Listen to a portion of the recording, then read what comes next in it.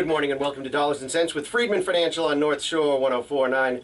My name is Marc Freedman. I'm President and CEO of Freedman Financial, located in Peabody, Massachusetts, right across the street from the North Shore Mall and just above Alto Forno Restaurant on 41 Cross Street.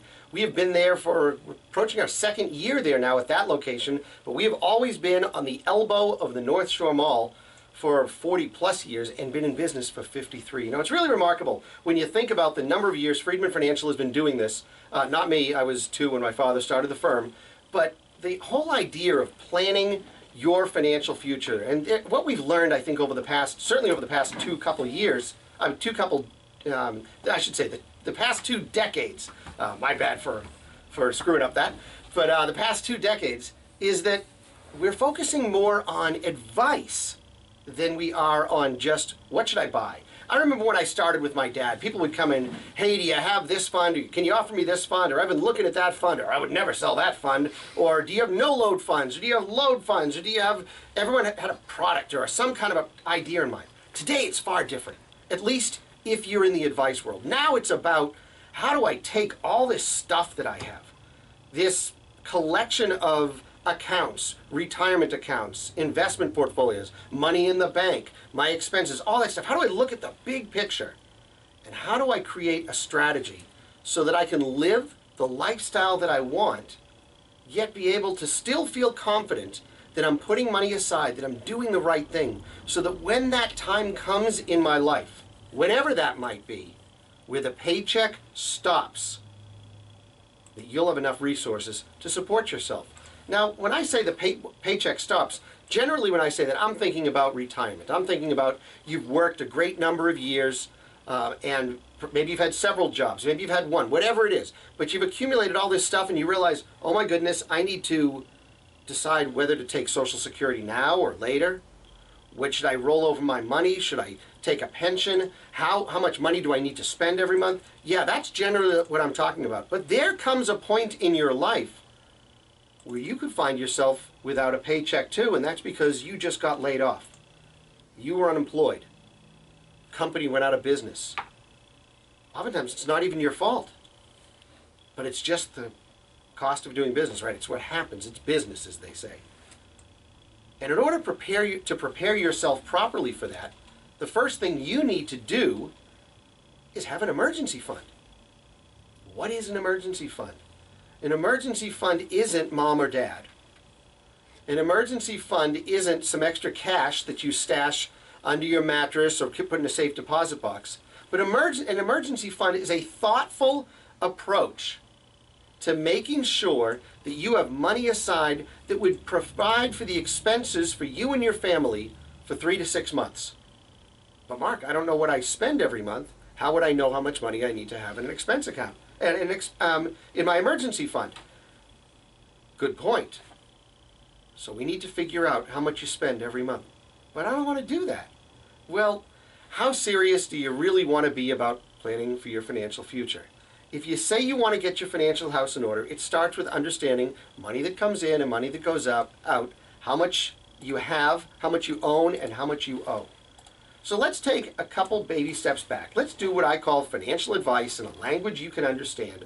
Let's talk about how to figure out how much you spend every month or perhaps over the course of a year. It's really not that hard. You can do this. But what you need to do is to start by pulling out your bank statement. Now, chances are that you run all of your expenses through 1, perhaps 2 bank accounts. Yeah, maybe you put money on your Visa card and on your Macy's card, and you also write checks to all these different places and you take money out of the bank, but generally, when you're paying those bills, you're generally paying them through 1 bank account. So all your deposits are coming into that same bank account, your checks, your automatic withdrawals, your money that comes out at the ATMs, the checks you write to the credit card companies, it's all coming out of that same bank account. So one of the things that a bank account provides to you, or the bank statement provides to you, is a number usually at the very top of that statement or at the bottom of the statement, and it says total deposits and total withdrawals. So we oftentimes don't look at that number because we look at the itemization. We say, Oh, what's that charge for? What's that charge for? Oh yeah, I remember that charge. Who spent the money on this? That's what we're all looking is the itemization. I don't care about the itemization at this point.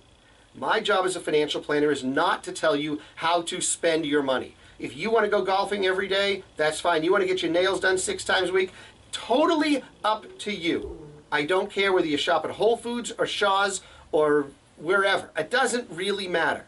What I want to try to understand is how much do you spend in aggregate over the course of a month. And that total withdrawal number on the top or bottom of your bank statement will tell you that. So what I want you to do is I don't want you to just pull out that statement. I want you to grab the past 6 months statements. Maybe even grab 12 months statements if you really, really want to know. And you'll start to look at those numbers and you'll go, oh my God, I'm going to look at this number for the month and it says, I spent $7,000 for the month? How is that possible? I don't spend that much money every month. Well, oh, I know why. This was the year, or this was the month we had to redo the driveway, or we bought a brand new lawnmower, or oh, it was the vacation month. That's why it was so expensive. So that's why I want you to grab more than 1 month. Grab a whole bunch of those months. Add them all up, divide by the number of months. Let's say if you get 6, divide by the number of months, 6, divide those statements by 6, and you'll come up with an average. That's going to be your average monthly expense. And you might say to yourself, no, that's not right. Well, you can argue with yourself as much as you want, but the bank is actually accounting for how you spend your money. Now, a few things to think about. Maybe, just maybe, when money comes into your account, some of that money goes out to savings. Maybe it goes that you're funding a 529 plan for your child. Maybe you're saving $100 a month or whatever it is. So yeah, you got to subtract those few pieces out because those are savings. That's long-term savings. But this is money that's coming in and money that's going out. So how much is going out of your house every month to cover your expenses? And you're going to see that number and you're going to be surprised. But that's the number that you need to work with. You need to take that number and then multiply it times 3 and then multiply it times 6.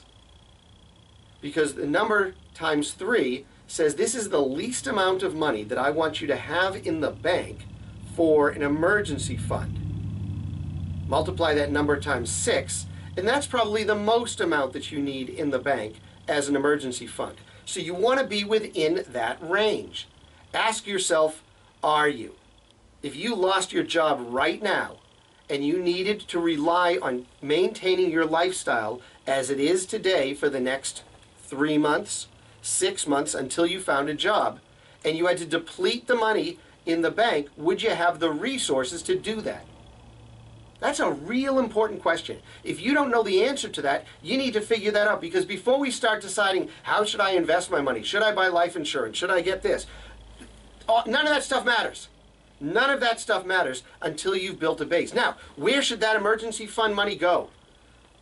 Not into an investment account. I don't care if it's in a 0% producing bank account. And these days, with interest rates starting to come back down again, you may be getting to that level again. But I don't care. This is money, you need it now, you need it immediately. I find many people choose their investment account to be their emergency fund. That, my friends, is very, very dangerous. Because look what's happened this past week. Markets were just going swimmingly. Since January, everything's just been going up. And then over the past few days during this week, we're in the week middle of August right now, the markets have dropped. The Dow Jones Industrial has lost almost 2,000 points. Now, 2,000 points sounds like a lot. It is a lot. In the whole scheme of things, it's not a big deal. But what if you needed to what if you needed to draw your money right now? And all of a sudden your account value is less than what the account value was at the beginning of the month. You might not be too happy. Not only do you have to spend money that you didn't want to spend because you lost a job and you needed to come up with cash, but you're now having to spend money and take it out of an account where you just lost money. That's like a double whammy or whatever. You don't want to do that. You don't want to be in that position. So I'd encourage you to work hard to build that emergency fund. 3 to 6 months of your living expenses. And by the way, I once said this to somebody, what's your living expenses? He says, oh, my living expenses are around $5,000 or $6,000 a month. I said, geez, the way I look at it, you're spending more like $8,500 a month. No way. And I show him what it is. He says, oh, you're including my mortgage in there? Yeah. Your mortgage is part of your living expenses, not just eating out and cable and electric. Everything you spend for the month. That's how it works.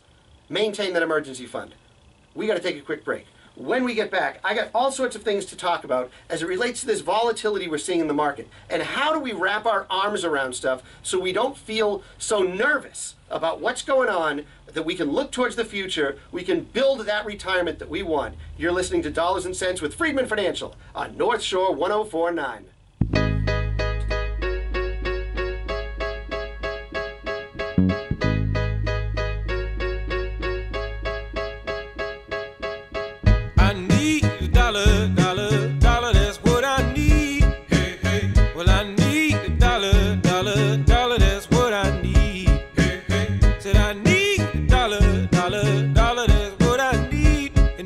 Share with